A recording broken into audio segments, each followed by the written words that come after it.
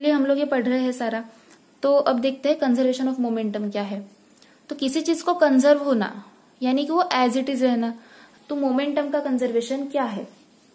अगर momentum change नहीं हो रहा है तो हो गया मोमेंटम का कंजर्वेशन। और मोमेंटम चेंज कब होता है, जब फोर्स अप्लाई होता है। तो सीधी बात है, अगर फोर्स नहीं तो मोमेंटम में चेंज नहीं, बस यही है डेफिनेशन में।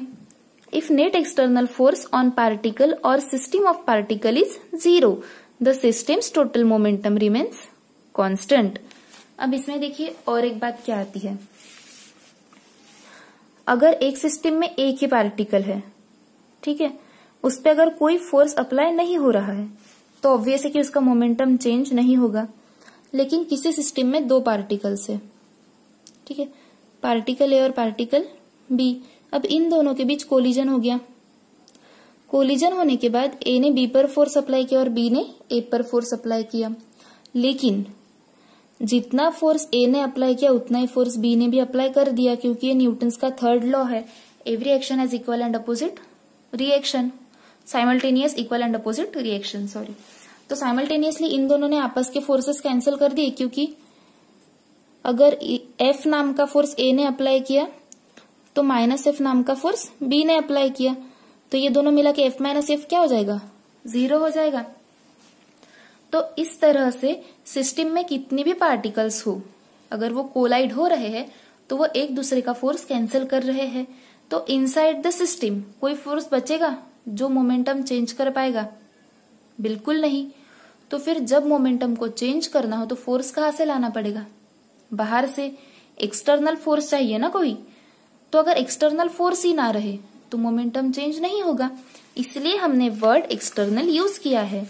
If net external force on particle और सिस्टम ऑफ पार्टिकल, एक पार्टिकल या पार्टिकल की सिस्टम पर नेट एक्सटर्नल फोर्स अगर 0 हो तो सिस्टम का टोटल मोमेंटम कैसे रहता है, कांस्टेंट रहता है, उसमें कोई चेंज नहीं होता है, ठीक है। इसका मैथमेटिकल प्रूफ भी है हमारे पास, सीधी बात है। हमने सेकेंड लॉ कंसिडर किया है पहले, F equals to dp by dt। अब P मतलब क्या होता है, mv, तो dmv बाय dt। अगर F ही 0 हो जाए, अगर F ही 0 हो जाए तो according to differentiation rules mv क्या हो जाएगा, कांस्टेंट हो जाएगा, मतलब कि मोमेंटम कांस्टेंट हो जाएगा। और सेकेंड लॉ से ही नहीं, थर्ड लॉ से भी इसका प्रूफ मिलता है। सेकेंड लॉ से हमने प्रूव किया किसी सिंगल पार्टिकल के लिए, आइए थर्ड लॉ से देखते हैं जो हमने अभी पढ़ा है। पहले हम लोग कंसिडरेशंस देख लेते हैं कि हमने कोई दो पार्टिकल्स कंसिडर कर लिए, ठीक है। तो m1 m2 क्या है, उन दोनों के मासेस है, u1 u2 उन दोनों की इनिशियल वेलोसिटीज है, सॉरी गाइस ये वेलोसिटीज होना चाहिए था। तो u1 एंड u2 ये दोनों पार्टिकल्स की इनिशियल वेलोसिटीज है, v1 एंड v2 ये दोनों पार्टिकल्स की फाइनल वेलोसिटीज है, और f1 और f2 फोर्सेस है। तो पार्टिकल्स 1 एंड 2 हमारे पास है। तो 2 के वजह से जो फोर्स एक्सर्ट हो रहा है वो किसके इक्वल होगा, minus of F1, opposite direction में हो गए एक दूसरे के। तो फोर्स को लिखते कैसे हैं, मास इंटू एक्सीलरेशन, बस वही लिखा, ये पार्टिकल 2 के लिए, ये पार्टिकल 1 के लिए। अब एक्सीलरेशन क्या होता है, change in velocity with respect to time. तो लो हो गई velocity change, final velocity minus initial velocity, यहाँ पे भी final velocity minus initial velocity, बस हर जगह पे फर्स्ट पार्टिकल और सेकेंड पार्टिकल को स्पेसिफाई किया है और टाइम सेम है, टाइम सेम है इसलिए एलिमिनेट हो गया। क्या बचा, m2 v2 minus m2 u2 equals to minus m1 v1 plus m1 u1। इसे रीअरेंज कर लेते हैं, क्या मिलेगा, ये यहाँ पे शिफ्ट कर दिया और ये पूरी साइड यहाँ पे शिफ्ट कर दी, ठीक है। m1 u1 plus m2 u2 equals to m1 v1 plus m2 v2।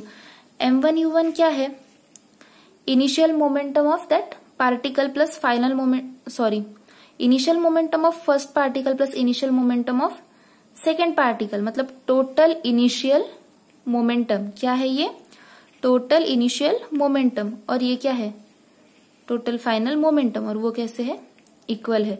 Mathematically भी प्रूव होता है और एक्सपेरिमेंटली भी, ठीक है। तो गाइज ये सारा जो था वो मैंने आज आपको एक्सप्लेन कर दिया, मोमेंटम, इम्पल्स और कंजर्वेशन ऑफ मोमेंटम और कंजर्वेशन ऑफ मोमेंटम हर जगह पे हर फ्रेम में होल्ड होता है। ये एक ऐसी चीज है जो यूनिवर्सल हो गई है, मोमेंटम कंजर्व होता ही है। और मैंने जैसे आपको लास्ट वीडियो में कहा था कि हमें प्रॉब्लम सॉल्व करने के लिए काइनेमेटिकल इक्वेशंस जरूरी है, मोमेंटम समझना जरूरी है, ये सारी चीजें। तो मोमेंटम आपने समझ लिया और काइनेमेटिकल इक्वेशन को मैं ज्यादा एक्सप्लेन तो नहीं करूंगी, जस्ट आप इसे रिमेम्बर कर लीजिए, ठीक है। क्योंकि आप प्रूफ पढ़ने के बाद भी आपको रिमेम्बर करना ही होता है इन चीजों को। तो पहले 3 फ्रीक्वेंटली यूज होते हैं, चौथा मैंने आपके एक्स्ट्रा नॉलेज के लिए दे दिया, ये 3 फ्रीक्वेंटली यूज होते हैं, ठीक है। यहाँ पर एस क्या है, एस क्या है यहाँ पर डिस्प्लेसमेंट, यू है इनिशियल वेलोसिटी, टी है टाइम, ए है एक्सीलरेशन। अब यहाँ पर सीधी बात है, वी है फाइनल वेलोसिटी, यू है इनिशियल वेलोसिटी, एक्सीलरेशन, डिस्प्लेसमेंट, ठीक है। इस तरह से ये 4 लॉज है या फिर सॉरी इक्वेशंस है, इनको आप अच्छे से कर लीजिए ताकि हम जब प्रॉब्लम सॉल्व करें तब इजीली आप ये यूज कर पाए, ठीक है। अब आते हैं प्रॉब्लम्स की ओर। तो दोस्तों अब प्रॉब्लम टाइम है, तो मैंने लास्ट वीडियो में आपको 2 प्रॉब्लम्स होमवर्क के लिए दिए थे कि आप सॉल्व कीजिए। क्या आपने कर लिए? किए तो अच्छी बात है, नहीं किए तो मैं हूं ही। तो अब देखिए प्रॉब्लम क्या था। Newton's third law of motion leads to conservation of. Newton's का थर्ड लॉ किस चीज का कंजर्वेशन बताता है? अब भी पढ़ा है हमने और थर्ड लॉ से हमने प्रूव किया है। क्या कंजर्व हो रहा था? मोमेंटम। चलिए नेक्स्ट देखते हैं। A Diwali rocket is ejecting 0.05 kilogram of gases per second. Diwali का रॉकेट आपने ऊपर छोड़ दिया है और वो गैस कितनी इजेक्ट कर रहा है? हर सेकेंड को 0.05 किलोग्राम्स। और उसकी वेलोसिटी क्या है? 400 मीटर पर सेकेंड। तो ढूंढना क्या है? फोर्स, ठीक है, ढूंढना है फोर्स। देखिए क्या रखा है? वेलोसिटी। क्या है वेलोसिटी? 400 मीटर पर सेकेंड, 400 मीटर पर सेकेंड। और क्या दिया है? वो रॉकेट कुछ ना कुछ गैस इजेक्ट कर रहा है, लेकिन वो सिर्फ किलोग्राम में नहीं दी है, वो किलोग्राम पर सेकेंड में दी है। अगर कोई चीज केजी पर सेकेंड में दी हो तो उस मास के नीचे क्या आ जाएगा? टाइम, मतलब वो टाइम के हिसाब से चेंज हो रहा है। और क्या है ये चेंज? 0.05। अब देखिए फोर्स इक्वल्स टू क्या होता है? चेंज इन मोमेंटम, ठीक है। याद है आपको, हमने अभी अभी देखा है। तो फोर्स क्या है? Change in momentum. अब मोमेंटम किन किन चीजों पे डिपेंड है? मास पे और वेलोसिटी पे। तो या तो मास चेंज होगा या फिर वेलोसिटी चेंज होगी, ठीक है। अब हमारी वेलोसिटी जो है वो कांस्टेंट है और मास चेंजिंग दिखा रहा है, तो आप इस इक्वेशन को चेंज कैसे कर सकते हो? सिंपली मास वेलोसिटी बाहर लिख लेंगे, dm/dt, ठीक है।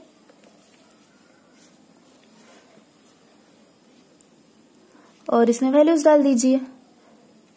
v क्या है? 400 और दूसरा 0.05। तो इसका आंसर क्या आ जाएगा? 20। मतलब कि 20 न्यूटन का फोर्स लग रहा है उस रॉकेट पे। तो फिर इस इक्वेशन का करेक्ट आंसर क्या हुआ? B, 20 Newton's.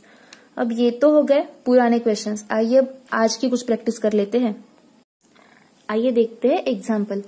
A player caught a cricket ball of mass 150 gram moving at rate of 20 meter per second. If the catching process be completed in 0.1 second, then the force on the blow exerted by ball on the hands of player is.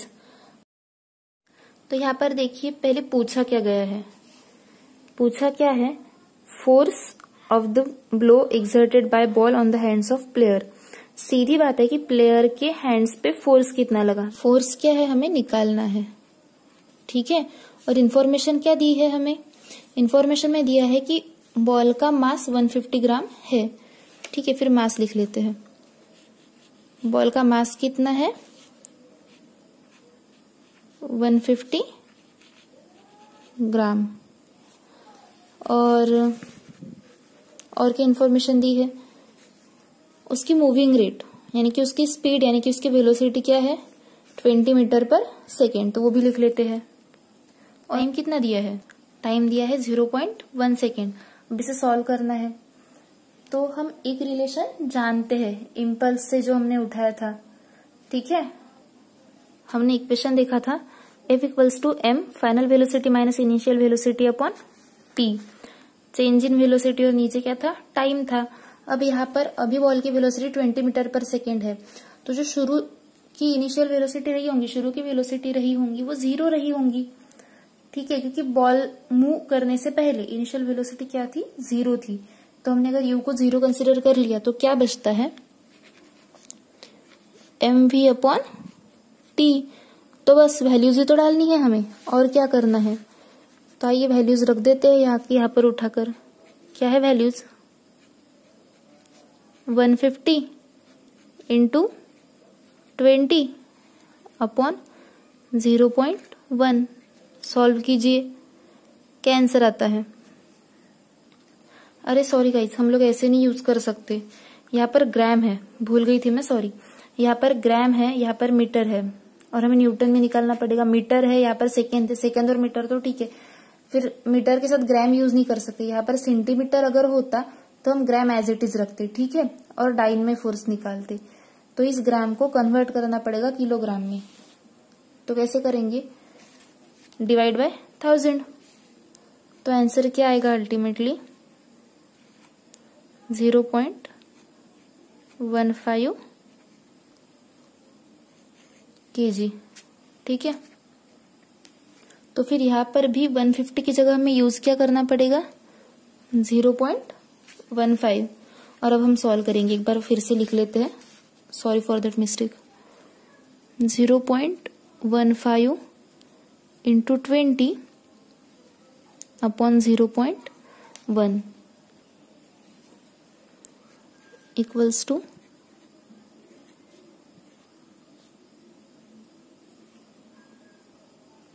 ठीक है, और इसका unit क्या होगा Newton.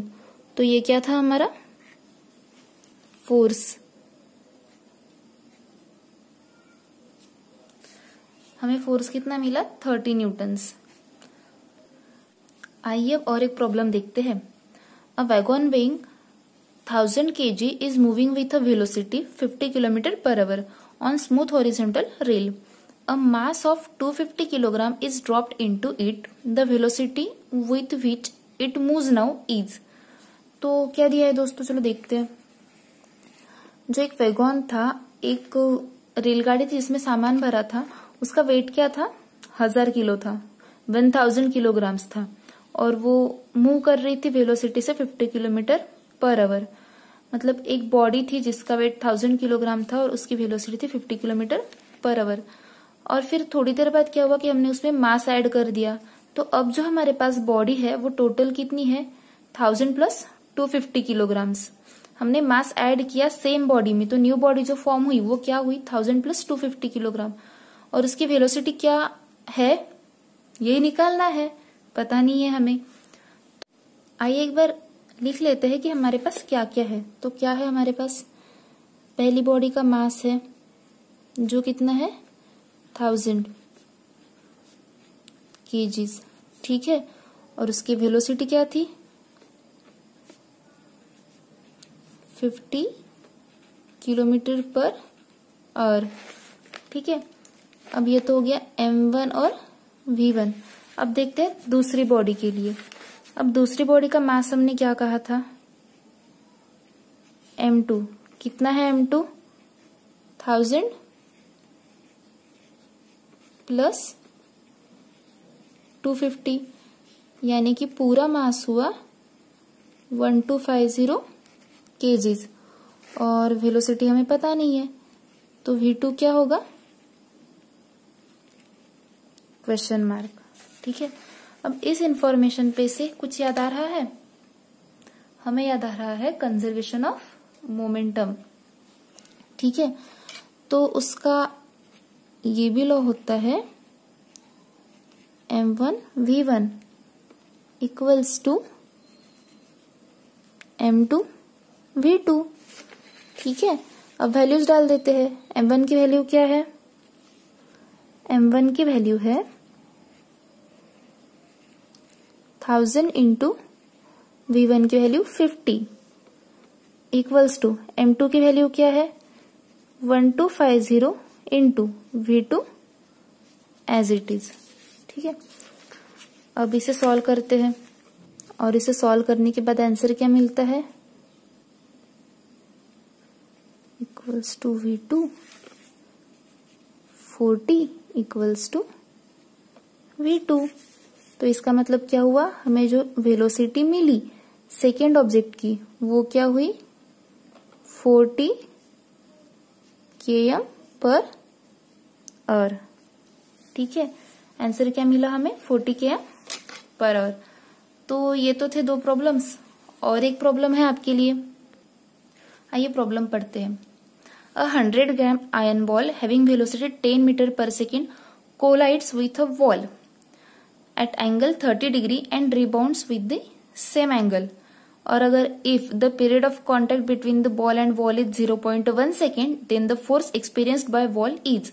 अब आपके पास एक iron ball है, एक लोहे की बॉल है जो 100 ग्राम की है, उसकी वेलोसिटी 10 मीटर पर सेकेंड है और वो एक वॉल से टकरा रहा है 30 डिग्री इस एंगल से और उसी एंगल से रिबाउंड हो रहा है।